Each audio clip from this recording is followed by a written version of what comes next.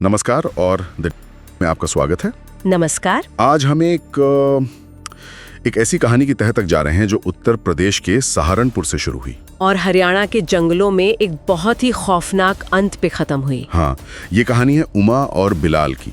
हमारे पास इस पर कई मीडिया रिपोर्ट्स हैं, पुलिस की जो शुरुआती जांच हुई है उससे जुड़ी जानकारियां हैं और ये सब मिलकर एक बहुत ही परेशान करने वाली तस्वीर बनाती हैं। और आज हमारी कोशिश सिर्फ घटना के तथ्यों को दोहराना नहीं, बल्कि उन परतों को खोलने की है जो इस अपराध के पीछे छिपी हो सकती हैं। एक रिश्ते में क्या चल रहा था, एक इंसान ने ऐसी क्रूरता की हद कैसे पार की, और पुलिस की जांच हमें उस अंधेरे तक कैसे ले जा रही है। बिल्कुल। तारीख की रात है, लगभग 8 बजे ये युवती को सहारनपुर से लेके चला है। तो यहाँ पे बहादुरपुर जो गांव है उसके पास पहुँच के इसने ये किसी बहाने से इसने कार रोकी और ये कार की पिछली सीट पे आ, युवती है वो जो ड्राइवर सीट हम जिसको कंडक्टर सीट जिसको हम बोलते हैं उस पर बैठी थी। तो इसने सीट बेल्ट को ठीक करने के बहाने से उसकी सीट बेल्ट को खोल के और उसी सीट बेल्ट से उसका गला घोट दिया। और फिर थोड़ी देर के बाद लगभग 500 मीटर आगे जाके इसने उस युवती का जो शव है उसको गाड़ी से उतारा और पास का जो खेत है जहाँ पे आपने पॉपुलर की प्लांटेशन देखी होगी, तो वहाँ जाके इसने उस युवती को उसका शव नीचे उतार के वहाँ ले गया और चाकू से उसका गला रेत दिया और कपड़े भी इसने जो युवती के थे वो सारे उतार। तो जो सर काटने का या कपड़े उतारने का उद्देश्य ये था ताकि इसकी पहचान एस्टेब्लिश ना हो सके। तो सवाल सिर्फ ये नहीं कि क्या हुआ, बल्कि ये भी है कि ऐसा क्यों हुआ। हाँ, क्यों हुआ। चलिए इस उलझी हुई कहानी को सुलझाने की कोशिश करते हैं। सबसे पहले कहानी के किरदारों को समझना जरूरी है। बिल्कुल। पीड़िता उमा से वो कौन थी? रिपोर्ट्स बताती हैं कि उमा करीब 30 साल की थी, सहारनपुर के हलालपुर गांव में रहती थी और उनकी जिंदगी आसान नहीं रही। अच्छा। उनकी पहले एक शादी हो चुकी थी जिससे उनका एक बेटा भी है, पर वो शादी टूट गई और तलाक के बाद बेटा अपने पिता के साथ रह रहा था। तो वो अकेली रह रही थी? हाँ, और पिछले करीब 2 साल से वो बिलाल नाम के एक शख्स के साथ लिव इन रिलेशनशिप में थी, शायद एक नई शुरुआत की उम्मीद में। लेकिन उनके परिवार के जो बयान आए हैं उनसे एक और परत सामने आती है। हाँ। जो बताती है कि उनकी जिंदगी में पहले से ही काफी उथल पुथल थी। हाँ, और ये समझना जरूरी है, उन्हें जज करने के लिए नहीं बल्कि उनकी परिस्थितियों को समझने के लिए। सही बात है। परिवार ने बताया वही करते थे। किस बात को लेकर जी वो तो नहीं पता। तो कब से आपको छोड़ के चली गई थी? वो 2 साल हो गए। तो क्या आपको नहीं लगा कभी आप अपनी मम्मी के साथ जाके रहो, मम्मी पापा साथ में रहे? जब वो इन्हें रहना चाहती थी। आपने भी कहा रहने के लिए? जी हाँ। मम्मी जब कभी आती थी मिलने उनके साथ कोई अंकल आया करते थे? ना। आखिरी बार कब मिले थे आप अपने? जब कपड़े देने आए थे। कितने दिन पहले आए थे? 15 दिन। कब गई थी यहाँ से अपना यहाँ से? ऐसे हो गया 15 साल 20 कम हो गए इसके। तो उस बीच से आपका संपर्क नहीं हुआ? नहीं, कोई संपर्क नहीं। क्या संपर्क करना उससे जी? कोई चल गया। तो आपने वो कैसे पता लगा? जी हमारे घर तो कल रात आए ना सीबीआई जांच वाले, पता पूछा हमारा, घर जाकर आगे हमारे। तो मेरे डैडी को मेरे बड़े भाई लेते खाने वहाँ, जब मैंने कहा जाती में फिर हम गए वहाँ जाकर पता लगा कि वहाँ मर्डर होगा जी। अच्छा, जब पहले जो मर्डर जो आधा दर्द मिला था तो जब भी आप नहीं पूछे यार? जी नहीं, वो उन्होंने अंतिम संस्कार कर दिया उन्होंने एक दिन पहले ही हमारे से। हाँ। तो आप क्यों नहीं गए? हम तो बात पता लगा ना रात में, हम नाइट में पता लगा रात को 8 बजे 9 बजे हमारे पास आए, हमारे भाई लेते गए रात, फिर हम चले गए थाने में ही, फिर सुबह पता लगा। अच्छा, जिस लड़के के साथ उसकी जो गई थी यहाँ से शादी से पहले, तो उसके बाद आपका आना जाना था? नहीं जी नहीं, जहाँ साथ पहले गई उसके साथ बीमार आना जाना था, बिल्कुल नहीं था, कटता बिल्कुल। भैया खड़ा जी उनका, जी मोहल्लेवासी है। मोहल्लेवासी है, भाई छोटा है उनका। जी जी। तो ये अभी हम वहाँ गए थे, जो हमें बुलाया गया था, एक मर्डर हुआ है वहाँ पर, तो उसके लिए बुलाया गया था हमें वहाँ जगाधरी साइड में। तो वहाँ हमने देखा जाके पता चला जिसका मर्डर हुआ है, मर्डर हुआ उसकी गर्दन धड़ से अलग और वो धड़ दिखाया हमें, उसका सर नहीं मिला है। अब सर मिला है तो उनको सर के लिए हमें उसको पहचान के लिए बुलाया जा रहा है, तो हम लोग वहाँ जा रहे हैं जी। ये जो उम्र थी कब से यहाँ से गई? क्या शादी कहाँ हुई थी? ये शादी के दिन ही, जैसे दिन रात आने वाली है तो उससे पहली रात को ये घर से फरार हो गई किसी लड़के के साथ। अच्छा जी। तो उसके बाद ये घर पे ही नहीं गई 10-12 साल से, 12-13 साल से। घर से गई हुई। तो वो जो लड़का है वो कहाँ का रहने वाला है? ये हमें भी पता नहीं चला जी, अभी आज जाके पता चलेगा। कल हमें वहाँ से मुलाकात हुई थी हमारी, आज जाएंगे तो आज बताएंगे वो कहाँ। मेरे साल मेरी करी थी 15-16 साल पहले। अब आपके साथ कब से गई? 1.5 साल हो गया, 1.5 साल पहले तलाक ले लिया था मैं। किस बात के लिए? बस वो उसे पता, ये तो मुझे पता नहीं उसने क्यों लिया मैं से तलाक। वो कह रहे थे ये तुम्हारे साथ नहीं रहना, ना बच्चे की ना तेरी, ये तलाक चाहिए। उमा के परिवार वालों का कहना है कि उनकी शादी की तैयारी थी, एक दिन बाद उनकी शादी हुई, जिससे पहले आप मेरे से लेकर फरार हो। ये तो बात सही है, ले गए थे हम उसको, लेकिन क्या नाम है मुझे इस बारे में नहीं पता, उन्होंने तलाक क्यों लिया था मुझसे। तो ये जो मामला हुआ है आपको कैसे पता लगा? बस यही गाँव में वो पुलिस आई थी ना, उसकी वजह से पता लगा। ये जिसके साथ जिसने घटना की आप जानते हो? परिवार वालों का कहना है कि वो भी यहाँ आता जाता था उसके साथ। उमा 15 दिन पहले भी आपको कपड़े दिए गए? ना जी, वो तो उसे बच्चे लाई थी वो कपड़े, उससे देख निकल गई थी वो, मैं आने से पहले मैं तो काम पर गया था। तो क्या आपको जानकारी दी कि फिलहाल से उसके कुछ संबंध? ना जी, मुझे नहीं कोई जानकारी। क्या कुछ काम किया करती थी वो? लकड़ियाँ काम करे करती वो, कहाँ पे? कारखाने में। आप क्या काम करते हो? मैं पेंट का काम करूँ। कितने बच्चे हैं आपके? एक है जी। तो क्या कभी उसने अपने बेटे को मांगा नहीं, आपसे लिया नहीं? उनसे जज के सामने मना कर दी थी कोर्ट में, और लिखित रूप में दे दी थी कि जाकर भी मेरा, मुझे जाकर भी चाहिए। अब जानकारी आपको कहाँ रह रही थी? हाँ जी, मुझे नहीं पता कहाँ रह रही थी, आपको मालूम? परिवार ने बताया कि उनके रिश्ते पहले भी मतलब विवादों में रहे हैं और वो कई बार घर से चली जाती थी। एक रिपोर्ट में तो ये भी जिक्र है कि करीब 15 साल पहले अपनी पहली शादी के दिन भी वो घर से भाग गई थी। ओह, तो ये सब हमें एक ऐसी महिला की तस्वीर दिखाता है जो शायद अपने जीवन में स्थिरता ढूंढ रही थी, एक सुरक्षा की तलाश में थी, लेकिन बार बार खुद को मुश्किल हालात में पाती थी। तो एक तरफ उमा की जिंदगी का ये पहलू था और दूसरी तरफ था बिलाल, जिसके अपने अलग मंसूबे थे। उसकी क्या कहानी है? बिलाल भी सहारनपुर के पास एक गांव है टिडोली, वहां का रहने वाला था, पेशे से टैक्सी ड्राइवर। ठीक है। उमा के साथ वो 2 साल से रिश्ते में तो था, लेकिन पुलिस की जांच में जो बात सामने आई है वो इस रिश्ते की नींव को ही हिला देती है। वो क्या? बिलाल किसी और लड़की से शादी करने की तैयारी कर रहा था, उसकी शादी तय हो चुकी थी। अच्छा। और यहीं पर सारा टकराव शुरू होता है। उमा उस पर शादी के लिए दबाव बना रही होगी, जो स्वाभाविक भी लगता है, 2 साल का रिश्ता था। हाँ बिल्कुल, लेकिन बिलाल के लिए शायद ये रिश्ता एक बोझ बन चुका था, एक रुकावट। ट्रायंगल का मामला नहीं लगता, ये उससे कहीं ज्यादा गहरा है। ये उस मानसिकता को दिखाता है जहां एक इंसान, एक रिश्ता, एक जिम्मेदारी बस एक बाधा बनकर रह जाता है, जिसे रास्ते से हटाना ही एकमात्र हल नजर आता है। एग्जैक्टली। पुलिस का भी यही मानना है कि यही तनाव, शादी का यही दबाव इस पूरी खौफनाक घटना की वजह बना। रिश्ते को खत्म करने के बजाय उसने इंसान को ही खत्म करने का फैसला कर लिया। यहाँ से कहानी एक बहुत ही भयानक मोड़ लेती है। 6 दिसंबर की वो रात, रिपोर्ट्स के मुताबिक उस शाम बिलाल ने उमा को अपनी स्विफ्ट कार में बिठाया, शायद किसी आखिरी बातचीत के लिए, या शायद इरादा कुछ और ही था। हाँ। और वो कोई छोटी मोटी ड्राइव नहीं थी। वे सहारनपुर से निकले और करीब 6 घंटे तक घूमते रहे। 6 घंटे? जी, 6 घंटे एक लंबा समय होता है। वो घूमते घूमते हरियाणा के यमुनानगर जिले के कलेसर जंगल के पास पहुंचे, जो एक काफी सुनसान इलाका है। ये बात मेरे दिमाग में घूम रही है। 6 घंटे, इतने लंबे समय तक कार में क्या हो रहा होगा? क्या वो लड़ रहे थे या ये सब एक सोची समझी योजना का हिस्सा था? देखिए, अपराध की दुनिया में 2 तरह की हत्याएं होती हैं। एक जो गुस्से या आवेश में अचानक हो जाती है, हीट ऑफ द मोमेंट में। हाँ, हीट ऑफ द मोमेंट में। और दूसरी जो ठंडे दिमाग से प्लान की जाती है। 6 घंटे का समय इस मामले को दूसरी श्रेणी में रखता है। मतलब ये प्री प्लान्ड था? लगता तो यही है। इतना लंबा समय आरोपी को अपनी योजना को फाइनल करने, सही जगह तलाशने और शायद पीड़िता का भरोसा जीतने का मौका देता है कि सब कुछ ठीक हो जाएगा। ये एक मनोवैज्ञानिक खेल भी हो सकता है। बिल्कुल, जहां अंत तक दूसरे इंसान को अंधेरे में रखा जाता है।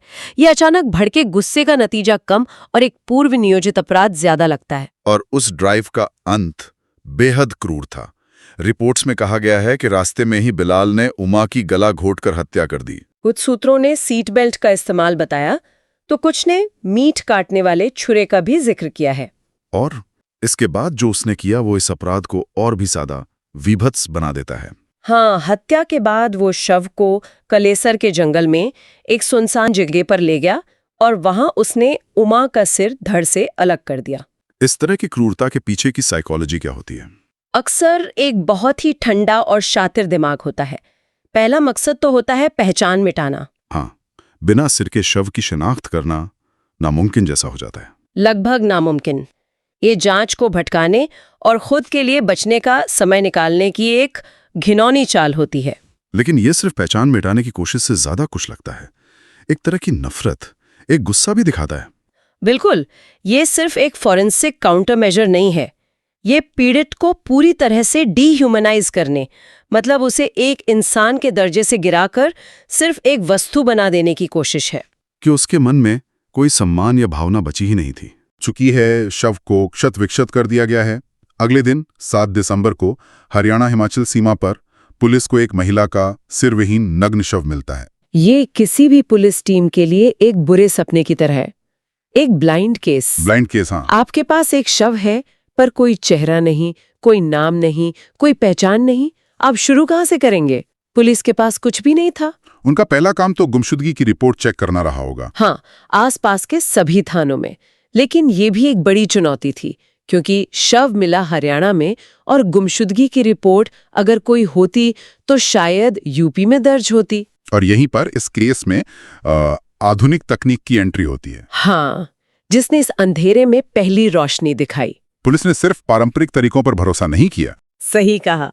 आज के समय में पुलिस की जांच के 2 सबसे बड़े हथियार हैं, सीसीटीवी कैमरे और मोबाइल फोन डेटा। अच्छा। पुलिस ने उस इलाके की तरफ जाने वाले सभी रास्तों के, मतलब जितने भी सीसीटीवी फुटेज थे, वो खंगालने शुरू किए। वे घंटों की फुटेज में ऐसी गाड़ियां ढूंढ रहे थे जो उस समय वहां संदिग्ध रूप से घूम रही थीं। और मोबाइल डेटा ने कैसे मदद की, वो तो और भी जटिल लगता है। हाँ, ये बहुत दिलचस्प है। पुलिस टेलीकॉम कंपनियों से उस इलाके के मोबाइल टावरों का डेटा मांगती है, जिसे सेल टावर डंप कहते हैं, राइट? हाँ बिल्कुल, सेल टावर डंप। इससे उन्हें पता चलता है कि हत्या के, मतलब जो अंदाजा था समय का, उसके आसपास उस सुनसान इलाके में कौन कौन से मोबाइल नंबर एक्टिव थे। अच्छा। ज्यादातर नंबर स्थानीय लोगों के होते हैं, लेकिन अगर कोई ऐसा नंबर मिले जो दूसरे राज्यों का हो और कुछ ही समय के लिए वहां आकर वापस चला गया हो, तो वो तुरंत शक के दायरे में आ जाता है।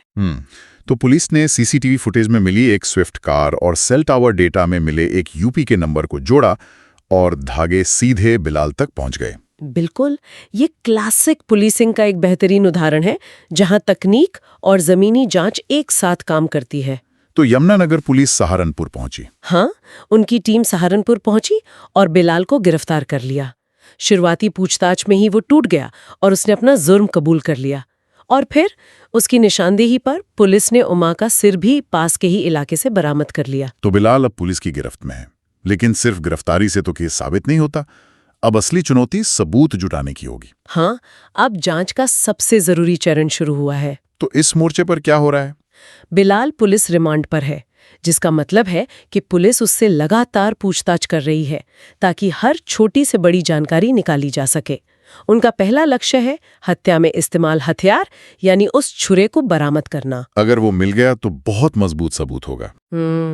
बहुत मजबूत। अगर उस पर पीड़िता का खून या आरोपी के फिंगरप्रिंट्स मिल जाते हैं तो केस काफी स्ट्रांग हो जाएगा। और डिजिटल सबूतों का क्या? उसके फोन से क्या मिल सकता है? उसका फोन एक खजाना हो सकता है। पुलिस डेटा रिकवरी एक्सपर्ट्स की मदद से डिलीट किए गए message, call records, location history, सब कुछ निकालने की कोशिश कर रही होगी। उमा के साथ उसकी आखिरी बातचीत, उस दूसरी लड़की के साथ चैट्स। हाँ, जिससे वो शादी करने वाला था, और 6 दिसंबर की रात उसकी लाइव लोकेशन, ये सब अदालत में उसकी कहानी को साबित या खारिज करने में अहम भूमिका निभाएगा।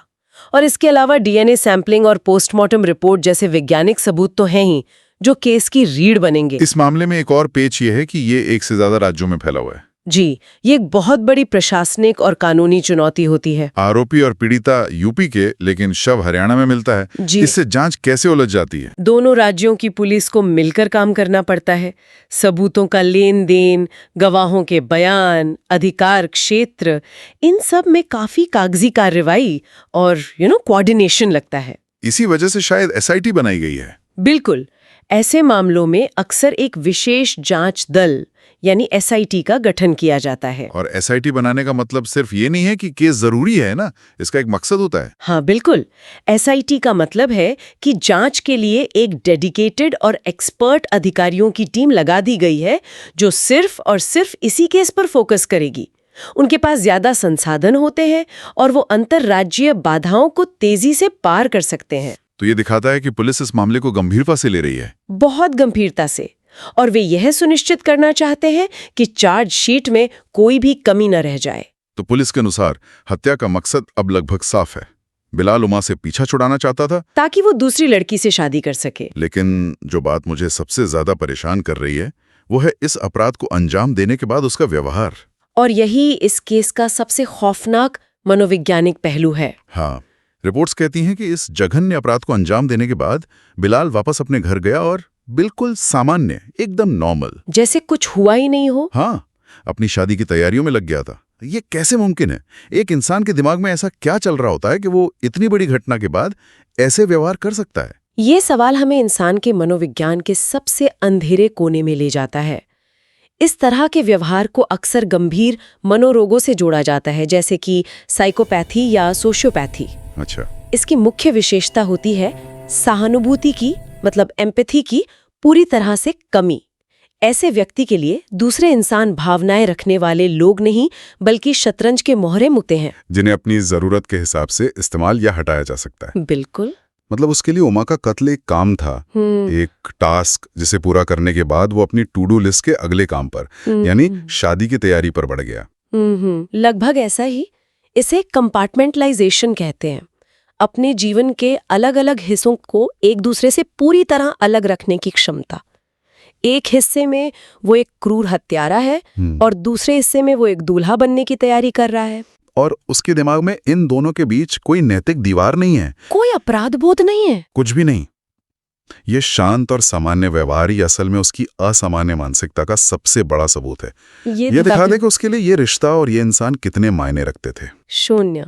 ये मामला अब सिर्फ एक अपराध की कहानी नहीं रह गया है। ये समाज में रिश्तों, विश्वासघात और उस क्रूरता पर एक बड़ी बहस छिड़ता है जो हमारे आसपास ही छुपी हो सकती है। बिल्कुल। ये हमें उन रेड फ्लैग्स के बारे में सोचने पर मजबूर करता है जिन्हें हम अक्सर नजरअंदाज कर देते हैं। जैसे जब कोई रिश्ता खत्म करने के बजाय साथी को कंट्रोल करने की कोशिश करे, जब नो सुनना नामुमकिन हो जाए, जब एक इंसान दूसरे को अपनी संपत्ति समझने लगे।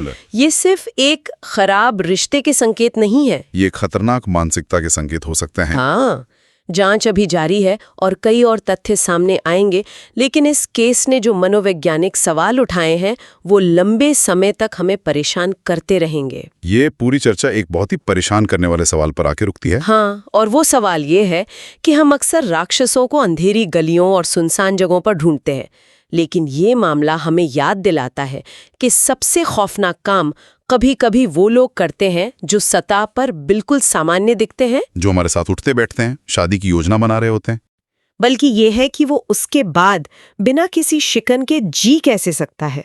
इंसान के मनोविज्ञान की वो कौन सी दरार है जो इस तरह के दोहरेपन की इजाजत देती है। और एक समाज के तौर पर हम उन लोगों को कितनी अच्छी तरह जानते हैं जिनके साथ हम अपनी जिंदगी साझा करते हैं।